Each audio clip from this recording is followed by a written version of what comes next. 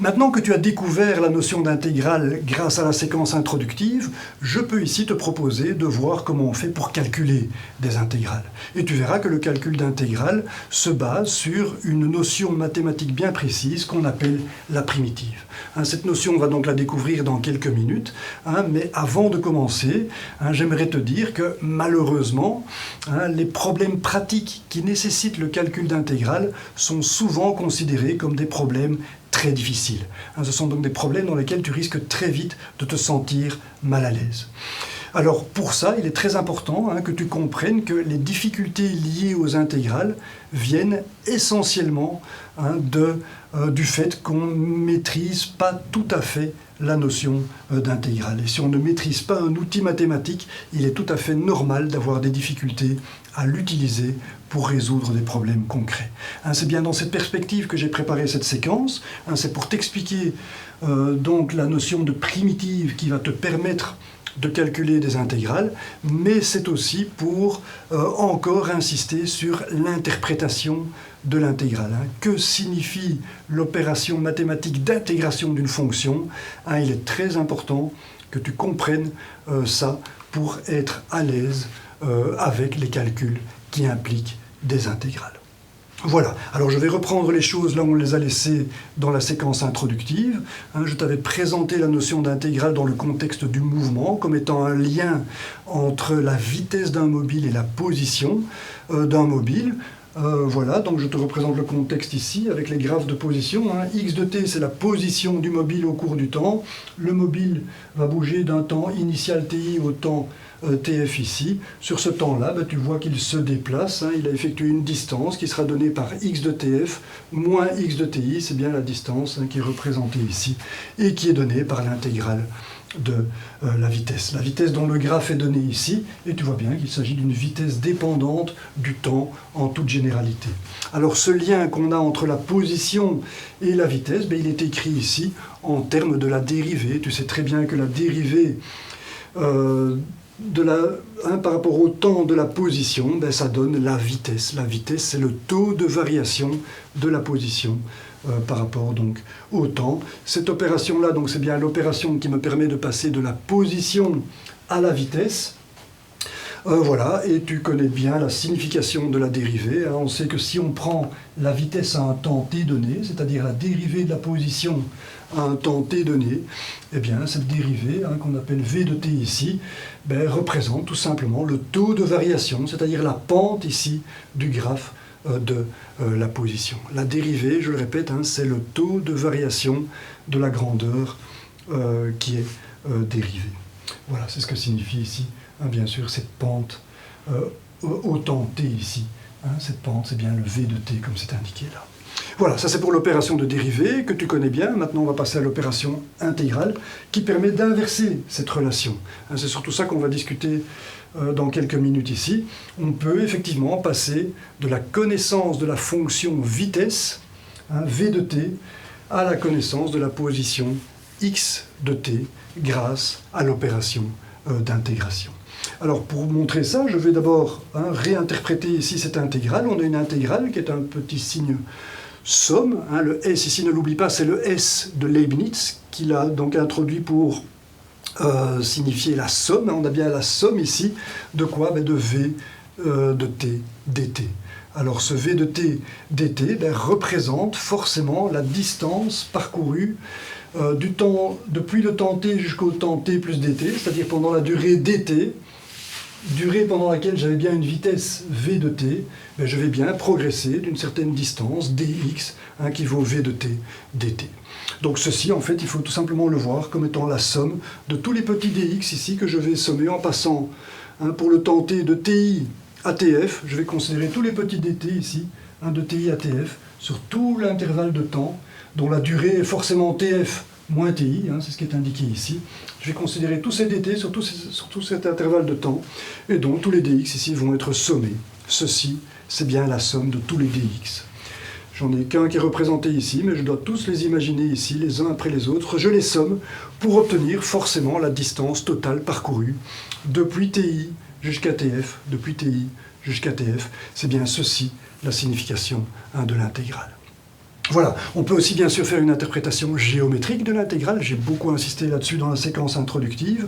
Le v de t fois dt ici, je vais le retrouver comme étant tout simplement l'aire du petit rectangle que je viens de mettre en évidence ici. Ce rectangle a bien une hauteur v de t, comme c'est indiqué là, et une largeur dt. C'est donc bien la surface bleue qui est là, et si je fais la somme de toutes les surfaces bleues, depuis ti jusqu'à tf, toutes ces petites surfaces bleues qu'il faut imaginer ici les unes à côté des autres, une fois sommées, vont me donner l'aire totale sous la courbe ici du graphe de la fonction v de t. L'opération d'intégration, elle est symbolisée par cette flèche ici. Tout l'historique de la vitesse ici est intégré dans un nombre qui est représenté par la longueur ici de cette double flèche, qui représente bien sûr la distance parcourue depuis ti jusqu'à tf. Voilà, ceci est clair, on était arrivé à ça donc dans la séquence introductive, et maintenant je voudrais un petit peu généraliser ça. Je vais considérer que la distance parcourue ici, on peut la voir comme une fonction du temps tf ici. Si je considère un temps final plus antérieur ici, un temps simplement plus petit, voilà, forcément, si je considère un temps plus petit, l'aire que je dois considérer sous la courbe de la vitesse ici, va être plus petite, et c'est pourquoi ça va diminuer ici. Voilà, je vais diminuer tf, l'intégrale diminue, puisque l'air diminue. Si je réaugmente tf, ça réaugmente. Voilà. On peut voir ceci donc comme étant une distance parcourue qui dépend forcément du temps tf, c'est une fonction de tf. Je peux aussi voir ça comme la fonction position. Si je connais, si je suppose que je connais la position initiale, la valeur x de ti, ici, je la suppose connue, voilà, elle est fixée, elle est là. Je peux venir mettre cette constante dans l'autre membre, ici, dans le membre de droite, et j'obtiens donc à ce moment-là la fonction position du temps final. Alors, c'est plus la double flèche que je dois représenter ici, comme elle est là, c'est la distance parcourue. Je dois maintenant prendre l'intégrale qui est représentée par cette flèche-là, je dois y rajouter x de ti, voilà qui est fait, c'est bien tout ceci, x de tf, forcément c'est la signification du x de tf qui est là. Voilà, donc maintenant je vais considérer que tf varie, et voilà, la surface va diminuer, ça veut dire que la contribution de l'intégrale ici diminue, c'est pourquoi j'ai une pente ici, voilà. Je considère maintenant donc la fonction x de tf. Je suis en train donc de décrire ici le graphe de la fonction x de t en réalité. C'est assez artificiel de dire une fonction de tf. Tf, en général, quand on utilise un indice sur une variable, ça veut dire qu'on considère une valeur précise. Et ici, justement, je suis en train de libérer cette contrainte, je suis en train de dire que tf est une variable. Donc je suis en train de donner à tf la valeur de la variable temps qui est ici, en fait. Et donc je vais le faire de manière explicite maintenant. Puisque tf varie, je vais dire que tf, en fait, c'est le temps. Ce que je décris ici avec cette courbe, avec cette expression que j'ai ici, c'est bien le graphe de la fonction. Et le graphe de la fonction, c'est x de t, de la fonction position. Voilà. Donc, je vais passer de tf à t, tout simplement, parce qu'il est logique de le faire. C'est la notation mathématique standard d'une fonction du temps. Et donc voilà, je vais remplacer tf par t ici, ici aussi, soyons cohérents. Ça veut dire que maintenant, je vais effectuer l'intégrale de ti à t. Voilà, de ti à tf, tf va devenir t, et là aussi forcément, j'avais tf avant, ça devient t, tout simplement. Et à partir de maintenant, l'intégrale devient une fonction du temps. Si le temps varie, l'intégrale va varier, effectivement, elle va diminuer, si t diminue, elle va augmenter, si t augmente. Voilà, mais en faisant ça, tu es d'accord qu'il y a une ambiguïté qui vient d'apparaître. La somme que je fais ici, elle implique des temps qui vont de ti à t. Et donc ce temps-là n'a en fait rien à voir avec ce temps-là. Et ça, il faut le marquer. Ici, c'est ambigu. On ne sait plus ce que signifie le temps t. Est-ce que c'est le temps que je considérais tout à l'heure ici, pour donner la valeur de la vitesse, v de t, que je dois considérer ici, dans la somme de tous les dx ici, ou bien est-ce que c'est le temps final? Non, je décide d'appeler t le temps final ici, donc je dois changer de nom pour le temps passé ici. Tous les temps passés que je considère pour intégrer l'historique de la vitesse ici, je dois forcément les appeler autrement. Et donc je vais décider de les appeler t'. C'est un choix que je fais comme ceci. Tous les temps passés, tous les temps qu'il y a devant le temps t ici, je vais les appeler t'. Et donc je vais parler de dt', pour bien rappeler ceci. Dt', c'est bien la durée que je considère ici pour calculer chaque fois les dx. qui sommés vont bien me donner la distance parcourue et finalement la fonction x de t. Voilà, une fois que j'ai ça, hein, j'ai bien mis v de t' dt', il n'y a plus d'ambiguïté, le temps t n'apparaît plus deux fois hein, pour désigner des choses différentes. Voilà, une fois que j'ai ça, j'ai bien maintenant la fonction x de t, dont je peux décrire le graphe comme je suis en train de le faire là, et cette fonction x de t là, elle est là. Ok, ça veut dire que ces deux relations deviennent tout à fait équivalentes maintenant. J'ai une écriture ici de x de t, là j'ai le même x de t, là j'ai le v de t, c'est le même v de t que j'ai ici, qui est écrit avec la variable t', mais c'est la même fonction. Voilà, alors, ben voilà, la première chose que je vais faire, c'est te démontrer ça. Hein, si ceci est vrai, ben ça veut dire que quand je vais dériver x par rapport au temps, c'est-à-dire quand je vais dériver cette expression-ci, eh bien je vais retrouver v de t. Est-ce que c'est bien vrai? Quand je dérive ceci, est-ce que je vais retrouver v de t? Ben, je vais le vérifier, on verra que c'est bien le cas, hein. Tout ceci est bien cohérent, tu vas le voir. Alors voilà, je vais dériver ceci, je vais d'abord dériver donc le premier terme ici, c'est une constante, c'est 0, donc j'ai juste à dériver ceci. Voilà qui est fait. Je dérive ceci, rappelle-toi c'est bien une fonction du temps, il y a toutes les raisons de le dériver, si c'est une fonction du temps, je devrais trouver une valeur pour sa dérivée. Cette fonction, je vais l'appeler a de t. Pourquoi a de t? Parce que c'est l'aire sous le graphe de la courbe de la vitesse, sous la courbe du graphe de la vitesse, a de t. C'est bien une fonction du temps. Tu reconnaîtras que quand t varie, ben, l'aire sous la courbe de la vitesse ici change. Donc voilà, je peux donc dériver cette fonction, voilà, dA sur dt, et le dA que j'ai ici, ben, ce n'est rien d'autre bien sûr que la différentielle de la fonction a de t, que je peux reprendre ici, hein, de la définition de la dérivée. Rappelle-toi, la dérivée c'est a en t plus dt, ici, moins a en t, c'est la définition de cette différentielle, divisé le tout par dt. Voilà, alors a en t plus dt, ben, je dois être cohérent, hein, t a été remplacé par t plus dt, ben, je dois le faire ici, c'est là qu'on retrouve la dépendance temporelle qui est ici, a dépend du temps au travers de la borne supérieure, la borne supérieure est donc devenue t plus dt. Ça veut dire que pour avoir a en t plus dt, ben, je dois rajouter ici un petit dt, c'est ce que je vais faire, mais je vais d'abord faire un peu de place, je pousse t ici vers la gauche, de manière à introduire le temps dt supplémentaire hein, que je vois ici. Et maintenant, pour avoir l'aire au temps t plus dt, ben, je dois venir avec un petit dt supplémentaire ici, je dois agrandir l'aire a de t, hein, de la largeur dt ici. Et voilà, voilà qui est fait. Je viens de compléter l'aire, maintenant j'ai bien l'aire qui est représentée ici. Mais tu vois qu'à cette aire-là, je retire le a de t. Le a de t que j'avais initialement, que je vais maintenant hachurer, hein, qui s'arrête en t ici, et je vais l'enlever. Donc il me reste, une fois que j'ai fait la soustraction, il me restera le petit rectangle hein, que je viens de mettre en évidence. Voilà, et ça, ben, c'est tout simplement dA de t. dA au temps t, hein, c'est la différentielle de a au temps t ici, qui a donc cette valeur-ci.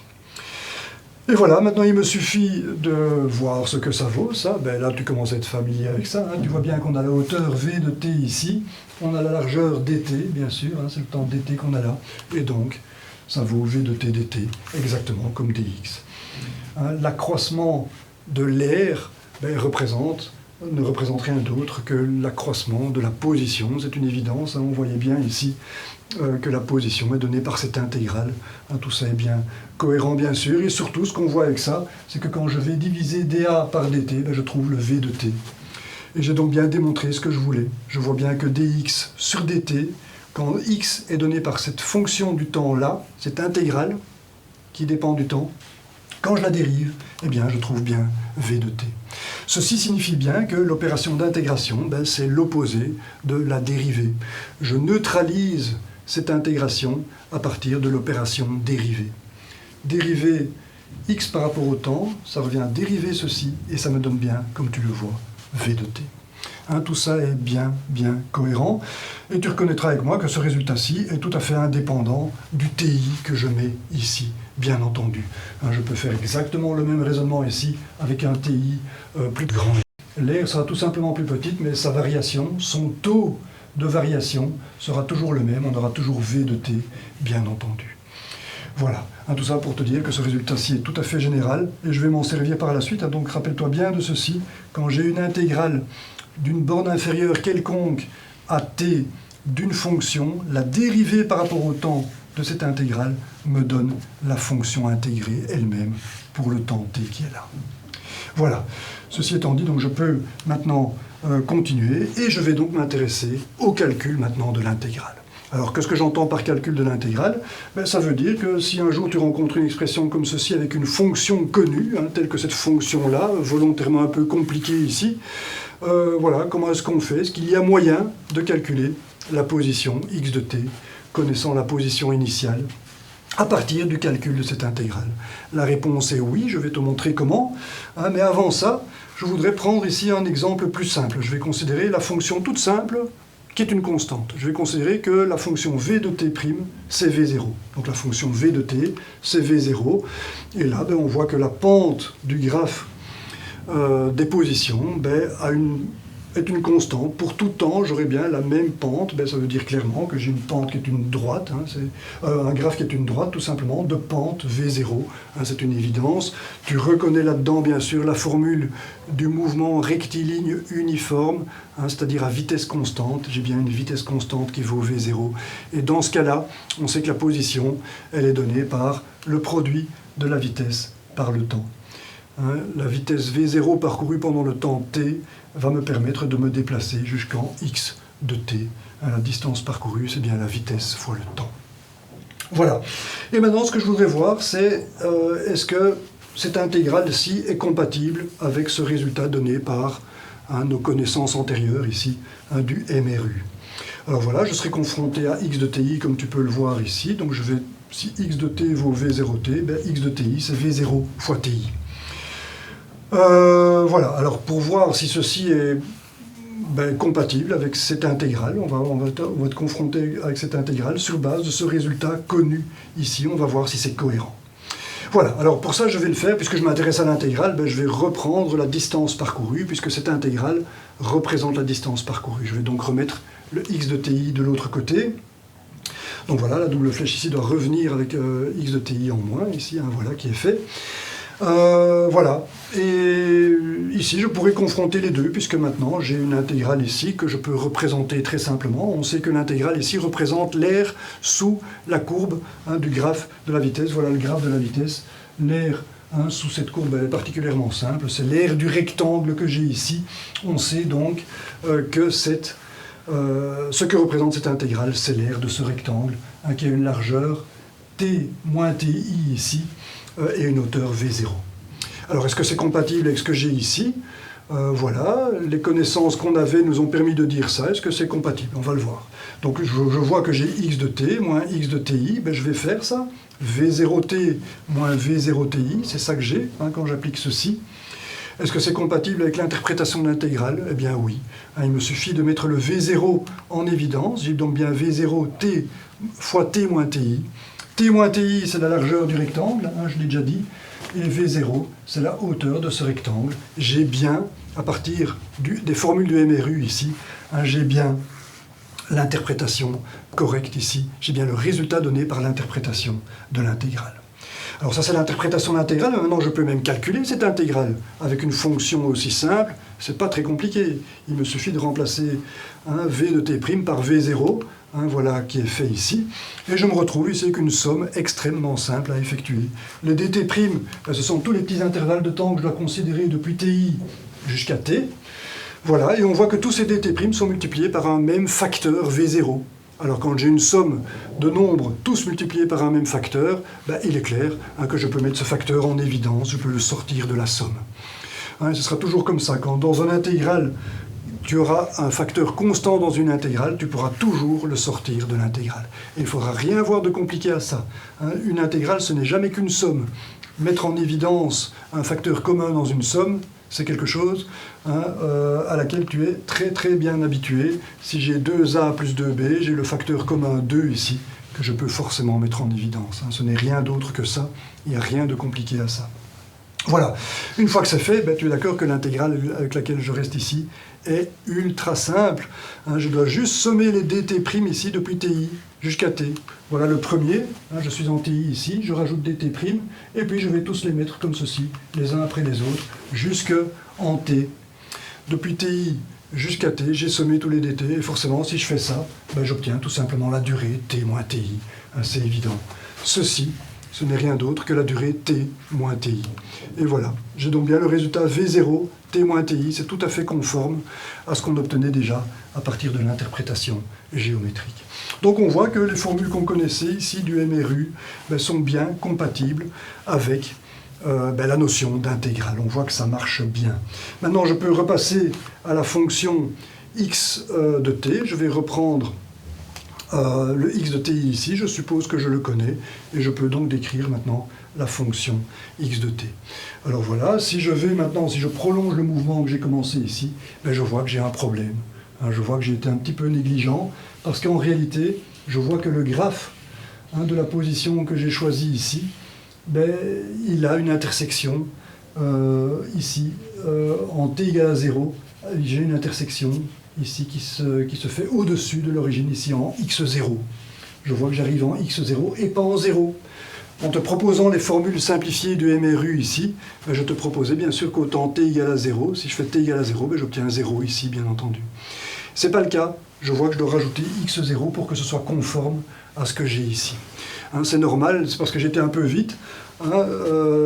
Ça c'est bien la formule du MRU, j'ai bien une vitesse qui est constante, une dérivée de la position qui est constante, mais en toute généralité, je peux répondre à cette condition ici en rajoutant ici effectivement la constante x0. Je vois bien qu'en dérivant x par rapport au temps, je vais retrouver le v0, puisque la dérivée d'une constante, c'est d'office 0. Cette constante, ici, ne change rien à ceci. Ceci est bien une fonction qui, dérivée, va me donner v0. C'est ça qui est important. Voilà. Et ceci, c'est un résultat très intéressant, qu'il faudra essayer de bien comprendre, tout simplement parce qu'il ne contredit absolument pas tout ce que j'ai raconté sur l'intégrale, toute la cohérence qu'on avait sur l'intégrale ici, à laquelle je vais retourner maintenant en reprenant la distance parcourue. La distance parcourue qui est donnée par cette intégrale, c'est bien l'air sous le graphe de la vitesse que j'ai ici, c'est bien V0, t moins ti, comme on l'obtenait avant d'avoir mis ce x0. Mais tu vois bien sûr, que l'introduction de ce x0 ne change rien. Quand je vais faire x de t moins x de ti, ce que je fais ici, x de t moins x de ti, ça va me donner v0t moins v0ti, plus x0 moins x0. Les x0 se simplifient. Et c'est pour ça que ça marchait, bien sûr. C'est parce que je peux rajouter ici n'importe quelle constante, ce que je vais faire d'ailleurs ici. Je peux rajouter n'importe quelle constante. Si je le fais là, je dois le faire là, forcément. Ça veut dire qu'ici, je pouvais utiliser en fait n'importe quelle fonction dont la dérivée me donne la vitesse. La vitesse, ici, c'est une constante V0. Effectivement, si je dérive ceci, je trouve V0 comme dérivée. Et donc voilà, je peux utiliser pour obtenir ce résultat la différence de deux fonctions qui n'ont en fait rien à voir avec le vrai x de t. Ce sont juste la différence, pas de deux fonctions, mais de deux valeurs ici, de la fonction. Simplement, j'implique ici une fonction, la valeur d'une fonction, qui est simplement une fonction dont la dérivée vaut v0. Voilà, donc ce c ici, il est quelconque, j'aurais pu prendre c qui vaut 0, c'est par ça que j'avais commencé, le MRU simplifié que j'ai considéré, c'était celui-ci en fait. Je passais par l'origine. Et voilà, c'est avec ça que j'obtenais le résultat que j'ai ici, ça marche. Mais je peux le faire avec n'importe quelle valeur de c, je peux prendre un c positif, à ce moment-là je suis avec cette fonction-là, voilà, ça ne change toujours rien parce que le c ici va se neutraliser avec la différence que je fais ici. Plus c moins c, ça donne 0. Je peux prendre aussi un c négatif et j'aurai ce graphe-ci à ce moment-là. Et voilà. Donc ce résultat-ci, je peux l'obtenir en faisant la différence de ceci avec ceci, où ça, c'est simplement une fonction quelconque dont la dérivée me donne la vitesse. Ici, la fonction vitesse, c'est V0, c'est particulièrement simple, donc tu peux le vérifier effectivement. Voilà. Et puisque cette fonction-ci n'a plus rien à voir avec le vrai x de t auquel j'ai affaire, eh bien, je vais l'appeler autrement. Je vais l'appeler grand V. C'est ce que je fais tout de suite. Et voilà, je représente en graphe ici, je l'ai mis ici pour dire que c'est bien une fonction que je représente ici maintenant, c'est quelque chose de précis. C'est la fonction grand V de t. Grand V parce qu'elle est associée à la vitesse, comme tu peux le voir ici, la vitesse V de t, je l'appelle grand V. Pourquoi? Parce que la dérivée de cette fonction grand V me donne la fonction petit v, qui ici est une simple constante. Voilà. Et ce qui est important, c'est que ce résultat-ci pour l'intégrale est obtenue tout simplement en faisant la différence des valeurs de cette fonction en t et en ti. Et c'est donc ce que je vais écrire ici. v de t moins v de ti, ça me donne effectivement la valeur de l'intégrale qui est ici. Et ce résultat, donc je peux l'écrire ici, hein, je peux le rapprocher ici, voilà, ceci est en fait tout à fait général. Je vais l'écrire ici dans un grand rectangle. Quelle que soit l'intégrale que tu auras à faire, tu pourras toujours calculer l'intégrale à partir de la connaissance d'une fonction qu'on appelle grand V ici, hein, qui sera une fonction simple dont la dérivée vaut la fonction intégrée. Alors, cette fonction, grand V, on va l'appeler la primitive de la fonction intégrée petit v. Alors, la fonction primitive a donc pour sens, en quelque sorte, l'inverse de la dérivée. Hein, pourquoi? Parce que grand V est primitive de V, parce que la dérivée de la fonction grand V me donne la fonction petit v. Hein, donc voilà, grand V, c'est la fonction qui, dérivée, me donne petit v, et on appelle ça la primitive de la fonction petit v. La dérivée d'une primitive, c'est la fonction. La dérivée de la primitive de la fonction petit v, c'est précisément petit v. Hein, donc on voit que la primitive et dérivée sont deux notions inverses l'une de l'autre. Voilà. Alors pourquoi est-ce qu'on appelle ça primitive? Primitive vient de premier, en fait un primus en latin, et primus, donc ça veut dire premier, et premier est à prendre ici dans le sens qui précède à. Hein, par exemple, l'homme primitif a précédé l'homme moderne. On peut dire que l'homme moderne dérive, hein, en quelque sorte, de l'homme primitif. Alors, on dit primitive parce qu'on traite ici de fonction. La fonction, c'est bien un nom féminin en français, et on va donc parler de fonction primitive. On va donc passer, hein, de l'homme primitif à la femme primitive, dont descend ici, dont dérive la femme moderne, de la même manière que la dérivée de la primitive me donne la fonction intégrée. Voilà, alors cette fonction intégrée, hein, puisqu'on parle de vocabulaire ici, eh bien on l'appelle la fonction intégrande. Et de manière assez contradictoire, hein, on parle de une primitive, mais on va parler de un intégrande. Intégrande est un nom masculin, voilà. Donc l'intégrande, c'est bien, a pour signification tout simplement la fonction qui se trouve ici, à l'intérieur de cette intégrale. C'est la fonction intégrée, qu'on va pouvoir, dont on va pouvoir calculer l'intégrale grâce à la connaissance de la primitive. Et ceci, hein, c'est ce que je voudrais te démontrer en toute généralité, et pour ça je vais reprendre les graphes tout à fait généraux ici, hein, de la position et de la vitesse dépendant du temps. Je vais te démontrer que ceci est effectivement vrai. L'intégrale de ti à t de toute fonction v de t, prime ici, sera donnée par la différence de la fonction primitive pour la borne supérieure et pour la borne inférieure. V pour la borne supérieure, moins V pour la borne inférieure, et ce sera toujours comme ça. Alors pour te démontrer ça, je vais d'abord faire un petit peu de place, parce que j'en aurai besoin ici. Je vais mettre le temps initial un peu plus vers nous. Voilà, je vais m'intéresser donc au mouvement du mobile à partir de ce temps ti, et je vais calculer donc l'intégrale de ti à t de v, de la fonction petit v, de la vitesse donc, qui est ici. Donc cette intégrale, elle est là, hein, c'est bien l'air sous la courbe ici, de ti à t.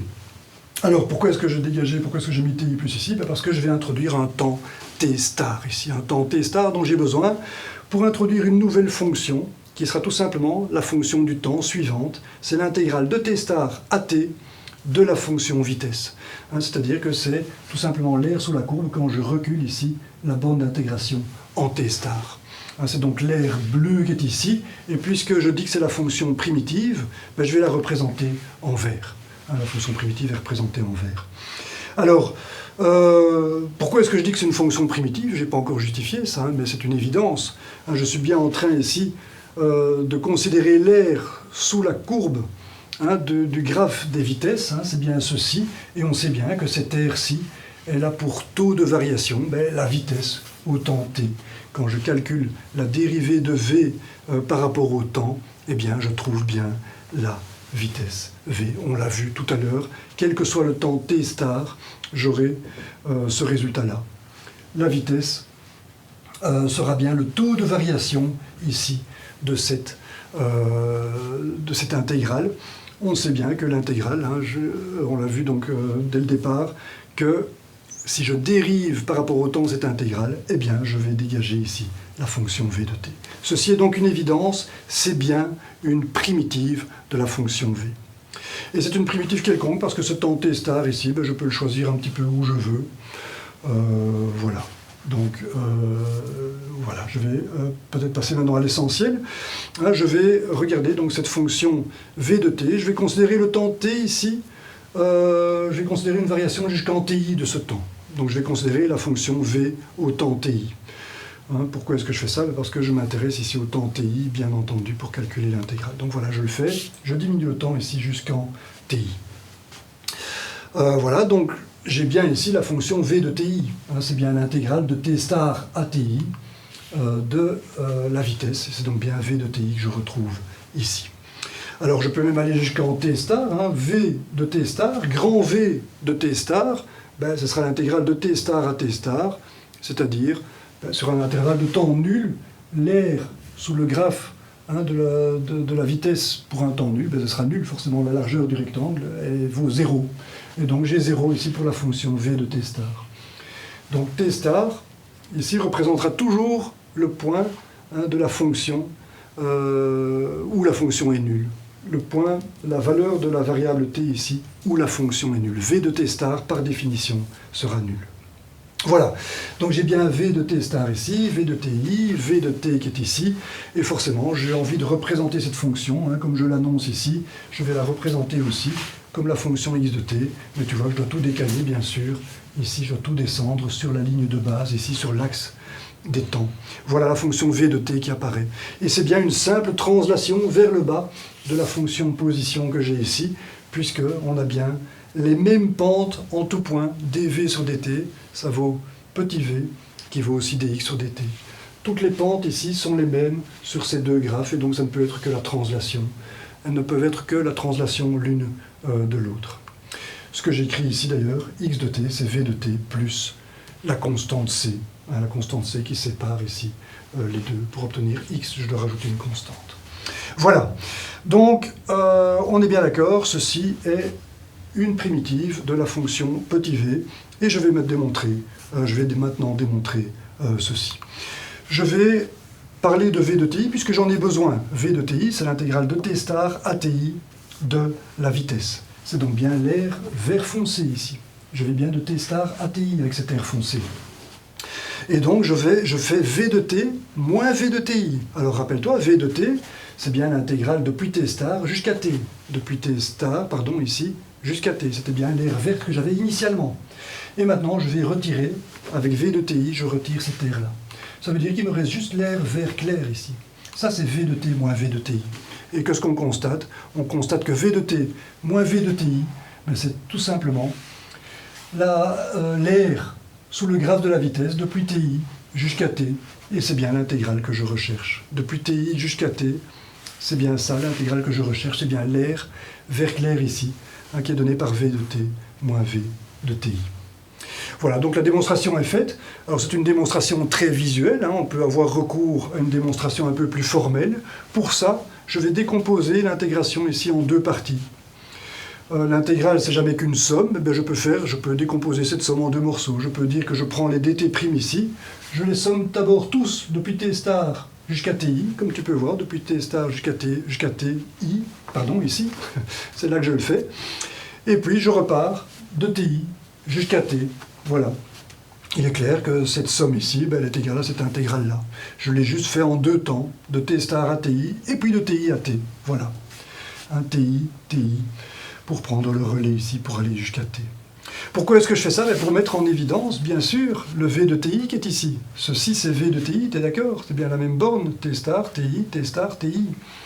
Et donc je peux l'écrire, ceci c'est v de ti. Et puis je peux faire passer v de ti de l'autre côté pour bien te montrer que l'intégrale qu'on recherche, l'intégrale de la vitesse de ti à t, ben c'est bien v de t moins v de ti, comme c'est écrit ici. L'intégrale de ti à t, c'est bien v de t moins v de ti, où v est une primitive, dv sur dt, ça vaut bien v, on l'a démontré tout à l'heure. Voilà.